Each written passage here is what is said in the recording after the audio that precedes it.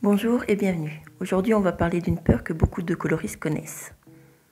Celle de commencer, d'oser, de plonger dans l'inconnu lorsqu'on se retrouve face à une illustration complexe. Vous connaissez ce moment où vous ouvrez un livre de coloriage, vous tombez sur un dessin magnifique. Peut-être une création de Kerby Rosanes avec ses incroyables détails. Et au lieu d'être excité, vous vous sentez paralysé.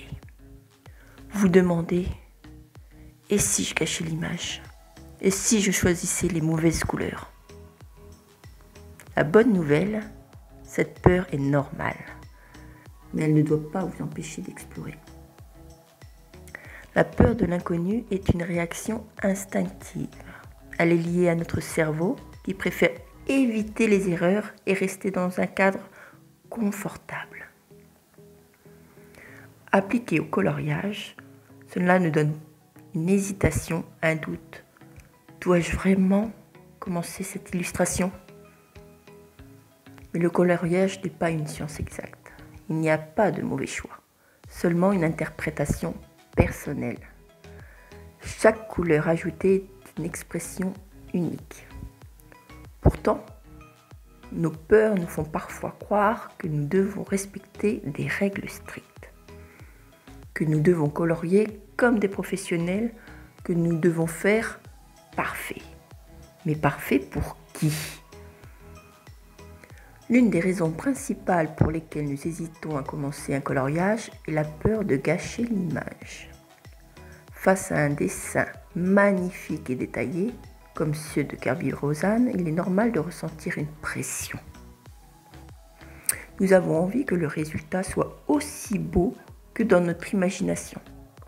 Et ce perfectionnisme nous bloque. Mais voici une vérité réconfortante. Il n'existe pas d'erreur dans le coloriage. Même une couleur inattendue peut donner un rendu unique et intéressant. Nous avons aussi le choix des couleurs. Choisir les bonnes couleurs peut être intimidant. On a peur de ne pas réussir à harmoniser les teintes, de faire un mélange maladroit, de créer un contraste trop fort. Cette hésitation peut nous amener à repousser indéfiniment le moment de commencer. La solution est de simplifier le processus en sélectionnant une palette limitée dès le départ. Plutôt que d'avoir une infinité de choix, optez pour 3 ou 4 couleurs principales et construisez autour de celles-ci. Nous avons également la pression du jugement et de la comparaison. Nous vivons à une époque où tout est partagé en ligne. Il est facile de voir les coloriages des autres coloristes et de s'en sentir inférieur. On compare notre travail aux magnifiques réalisations que l'on voit sur Instagram ou Pinterest, ce qui nous décourage avant même d'avoir commencé. Mais rappelez-vous, le coloriage est un moment personnel. Ce n'est pas un concours, mais une expérience qui doit être agréable. Votre vision et votre interprétation sont uniques et c'est ce qui rend votre œuvre spéciale. D'un point de vue psychologique, notre cerveau préfère la certitude. Il aime suivre des règles claires, éviter les risques et rester dans des zones de confort.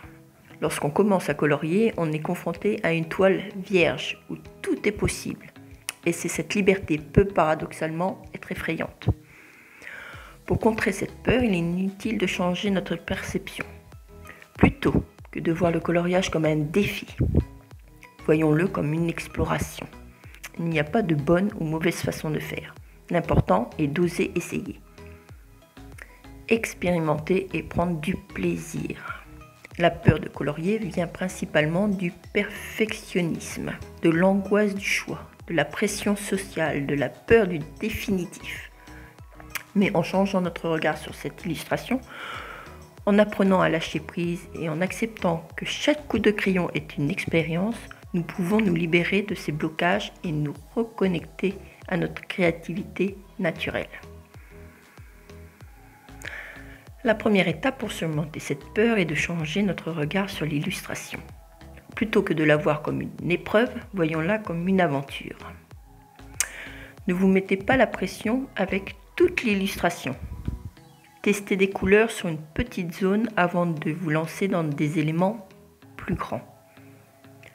Parfois, nous sommes tellement préoccupés par le bien faire que nous oublions que le coloriage est avant tout une forme d'expression personnelle. Voici comment apprendre à écouter notre intuition et à colorier avec confiance. Petit 1, oubliez les règles et les attentes. Beaucoup de coloristes hésitent à utiliser certaines couleurs de peur qu'elles ne correspondent pas à l'image ou aux standards habituels. Mais qui a dit qu'un éléphant devait être gris? Ou qu'un ciel devait être bleu? Peut-être qu'un ciel rose ou un éléphant doré vous parle davantage. Votre coloriage n'a pas besoin d'être réaliste. Il doit simplement vous plaire. 2. Testez avant de vous engager. Si l'idée de remplir une grande surface vous angoisse, commencez par un petit coin du dessin et testez vos couleurs sur un papier de brouillon.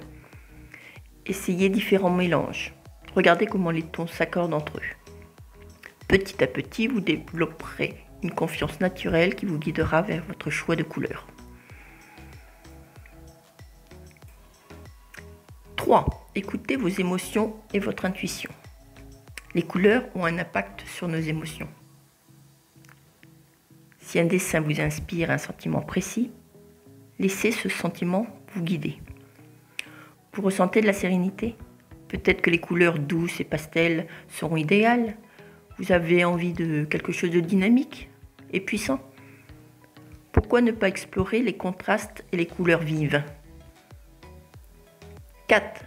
Expérimentez avec les contrastes et les dégradés. L'instinct ne signifie pas forcément aller au hasard. Au contraire, plus vous osez tester des choses, plus vous comprendrez comment les couleurs fonctionnent ensemble. Osez des contrastes audacieux, des couleurs complémentaires qui explosent visuellement. Pour ça, vous utilisez la roue chromatique. Essayez les dégradés subtils qui donnent du relief au dessin et jouent avec la lumière. Petit 5, ne cherchez pas la perfection. Cherchez le plaisir. Le coloriage est une aventure où chaque trait est une décision créative. Il n'y a pas de bon ou mauvais coloriage, seulement votre vision. Au lieu de vous concentrer sur ce qui pourrait ne pas fonctionner, amusez-vous et prenez plaisir à voir une illustration prendre vie sous vos doigts. Soyez prêts à expérimenter, vous pouvez mélanger plusieurs techniques, crayon de couleur, feutre, aquarelle, pour obtenir un résultat unique. Acceptez l'imperfection. Tout n'a pas besoin d'être parfait pour être beau. Chaque erreur peut être transformée en une nouvelle opportunité. Exemple avec les illustrations de Kerby-Rosanes. Les dessins de Kerby-Rosanes sont parmi les plus détaillés et impressionnants du monde du coloriage. Pourtant, beaucoup hésitent à les colorier, par peur de mal faire. Mais voici une approche. 1. Identifiez les éléments clés du dessin. Animaux, formes ou motifs. 2. Choisissez une palette restreinte pour ne pas vous sentir submergé. 3. Commencez par les zones les plus larges et travaillez vers les détails. Et le petit 4. Ajoutez des ombrages progressivement et amusez-vous avec les contrastes. Lâchez prise et osez. Colorier, c'est avant tout un plaisir de détente. Si vous vous sentez bloqué, rappelez-vous que chaque couleur ajoutée est un pas vers votre propre interprétation du dessin. Il n'y a pas de règle absolue, seulement votre imagination et votre expérience personnelle. Alors ouvrez votre livre de coloriage, prenez vos crayons et plongez dans ce monde fascinant. Bon colléo, à bientôt!